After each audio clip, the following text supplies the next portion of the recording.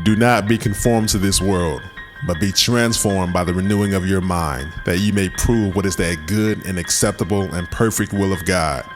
Romans 12:2. Oh, we're going to get into it today. We got a lot to talk about. Yeah.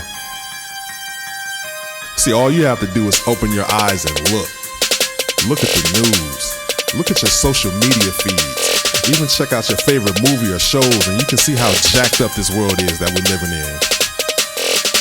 In this verse, Paul is encouraging us and telling us to not allow the world around us to dictate our thoughts, our beliefs, and our actions.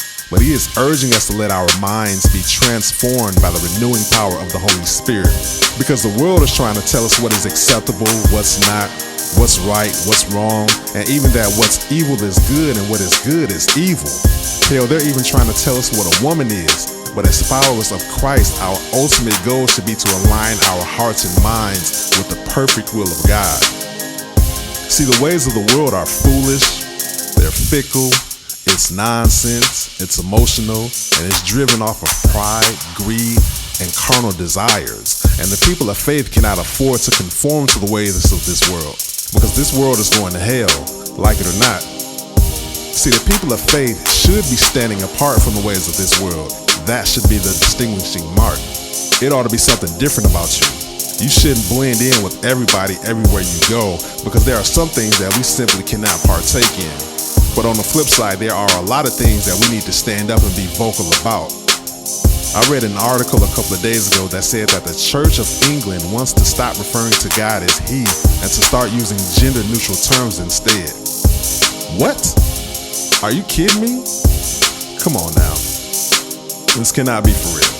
The scriptures are as clear as day when it says that He is the Father.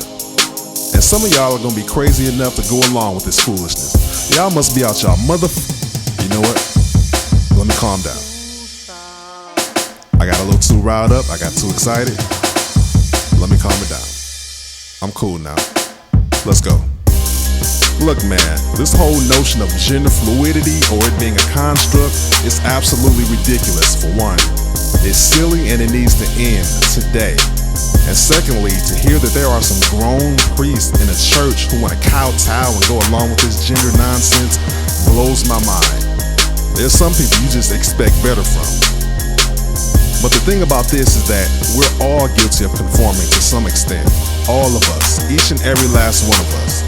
And really it's inevitable because we are living down here.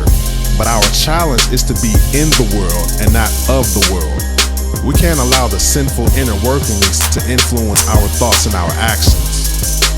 Do you know that there are 4 sources of authority that we have that guide our lives? We have our intellect, we have our traditions, we have our experiences, and we have the scriptures. Now, each and every one of those play an important part in our lives at some point in time. But the thing is, we have to allow the scriptures to be our primary source of authority for us to be transformed by the Spirit and have our minds renewed. And the transformation that comes from renewing our minds is not just a change in the way that we think, but it leads to a change in our actions and our attitudes. See, when we allow the Holy Spirit to renew our minds, we're better equipped to live out the good and perfect will of God in our lives. We're able to maintain some self-control. We're able to deny ourselves daily. We're able to take up our cross. We become more like Christ and less like the world. And after that, then our lives become a testimony to the power of God's transforming grace. And once you allow the power of the Holy Spirit to transform you, then you have to deal with these people down here.